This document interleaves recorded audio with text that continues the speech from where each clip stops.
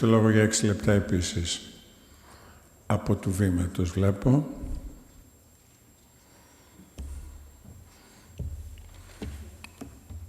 Και έχετε το λόγο, κυρία Νάντια Γιαννακοπούλου. Ευχαριστώ πολύ, κύριε Πρόεδρε. Κυρίες και κύριοι συνάδελφοι, ερχόμαστε σε μία συζήτηση για ένα σχέδιο νόμου που ακόμη από το στάδιο των προθέσεων εκ μέρους της κυβέρνησης επικρίθηκε όσο λίγα.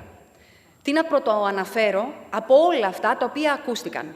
Ευτυχώς προς το παρόν, μόνο εκτός των τυχών της Βουλής. Παραθέτω. Τι αισθάνεται ένας Πακιστανός την 25η Μαρτίου. Δεν φτάνει που παρασιτούν, τώρα θα διεκδικούν και επιδόματα.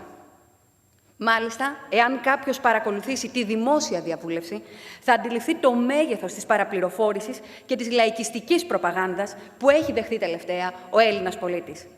Χαρακτηριστικά, παραθέτω αυτούσιο το εξής από τη δημόσια διαβούλευση. Και να σας πληροφορήσω ότι δυστυχώς δεν είναι ένα μεμονωμένο παράδειγμα. Αναφέρω. Έχετε ιδέα τι θα γίνει αν θέσουν υποψηφιότητα Αλβανοί σε χωριά της Ηπείρου, Σκοπιανοί σε χωριά γύρω από τη Φλόρινα και Τούρκοι σε χωριά του νομού Εύρου? Κυρίες και κύριοι συνάδελφοι, παρακαλώ σταματήστε να δημιουργείτε παραπλανητικά φοβικά σύνδρομα στον Έλληνα πολίτη. Σταματήστε να επενδύετε στο φόβο που είτε βρίσκεται μέσα σας και τον εξωτερικεύετε, είτε επενδύετε εσκεμμένα σε αυτόν. Κυρίως όταν με την προπαγάνδα σας δημιουργείτε θέματα εκ των ουκάνευ. Κυρίως όταν η προπαγάνδα σας, υποσυνείδητα και ασυνείδητα, δημιουργεί ζητήματα επικίνδυνα για τον τόπο. Όταν, προκειμένου να ικανοποιήσετε και να διευρύνετε, όπως νομίζετε, το κοινό σας, εγείρετε ανύπαρκτα ζητήματα είτε αλβανικής, είτε σκοπιανής, είτε τουρκικής μειονότητας, που δήθεν περιμένει την πρώτη υποχώρηση για να μας κατατροπώσει. Επί του νομοσχεδίου τώρα, κυρίες και κύριοι συνάδελφοι. Αν και δυστυχώς η συζήτηση για αυτό το σχέδιο νόμου έχει μετατροπεί από πολλούς σε αρένα εντυπώσεων για άλλη μία φορά στο βωμό του ανθρώπου, είτε αυτός είναι Έλληνας, είτε είναι μετανάστης. Καταρχάς, θα ήθελα να συγχαρώ τον Υπουργό που ανοίγει ένα θέμα το οποίο θα έπρεπε να είχε ανοιχθεί καιρό πριν. Ζήτημα το οποίο τόσο οι χώρες της Ευρώπης, όσο και πέραν του Ατλαντικού, έχουν διευθετήσει νομοθετικά χρόνια τώρα, προκειμένου να προχωρήσουν στη διαδικασία ενσωμάτωσης στις κοινωνίες τους. Και όχι μόνο αυτό, αλλά καλούν με το πρόγραμμα της Στοκχόλμης το Δεκέμβρη του 2009 για μια πιο ενεργητική πολιτική ενσωμάτωσης, με στόχο την αναγνώριση δικαιωμάτων και υποχρεώσεων αντίστοιχων με εκείνες του Ευρωπαίου πολίτη. Κυρίες και κύριοι συνάδελφοι, το νομοσχέδιο αυτό δίνει λύση για το ζήτημα της ηθαγένειας ανθρώπων που ζουν πολλά χρόνια στη χώρα μας. Οι μετανάστες δεύτερης και πρώτης γενιάς αποτελούν ένα σημαντικό τμήμα του ελληνικού εργατικού δυναμικού. Δημιουργούν, οικοδομούν την Ελλάδα του σήμερα και τους αξίζει μια καλύτερη μεταχείριση.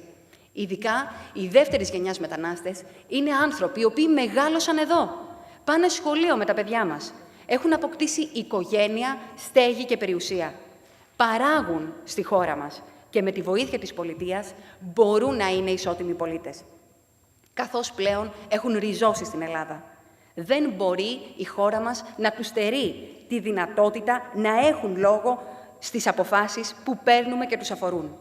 Αυτή είναι, κυρίες και κύριοι συνάδελφοι, η πραγματική αλλίωση του εκλογικού σώματος, η μη συμμετοχή αυτών των ανθρώπων στα κοινά.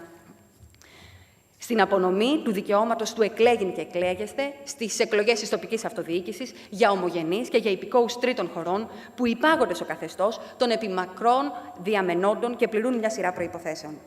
Έτσι, λοιπόν, τους θέτουμε συμμέτοχους στην επίλυση των προβλημάτων των τοπικών κοινωνιών τους. Κυρίες και κύριοι συνάδελφοι, οφείλουμε να δούμε αυτό το νομοσχέδιο λογικά. Απαλλαγμένοι από παροπίδες και από παροχημένες λογικές μιας ξενοφοβικής αυτοσυντήρησης. Με το συγκεκριμένο νομοσχέδιο προωθείται στη χώρα μας ένα άλλο νομοθετικό πλαίσιο όσον αφορά την ηθαγένεια. Μία άλλη νοοτροπία, γιατί μέχρι πρότινος η ηθαγένεια αποτελούσε προνόμιο. Πλέον χορηγούμε αυτόματη ηθαγένεια στα παιδιά νομίμων μεταναστών υπό προϋποθέσεις. Είτε τη συμμετοχής τους στην ελληνική παιδεία, είτε της γέννησής τους στη χώρα από μετανάστες δεύτερης γενιάς. Έτσι, την μετατρέπουμε σε δικαίωμα για αυτούς οι οποίοι προσφέρουν, οι οποίοι ζουν, εργάζονται και συνεισφέρουν σε αυτόν τον τόπο. Δεν πρέπει ακόμη να παραβλέψουμε και παράπλευρες συνθήκες που είχε δημιουργήσει η μέχρι πρότινος κατάσταση.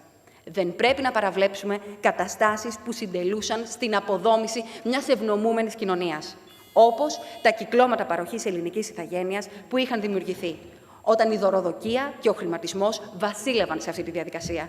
Είναι επομένως ανάγκη να κοιτάξουμε το ζήτημα κατάματα, όπως είναι και ανάγκη να το εξετάσουμε υπό τις παρούσες συνθήκες.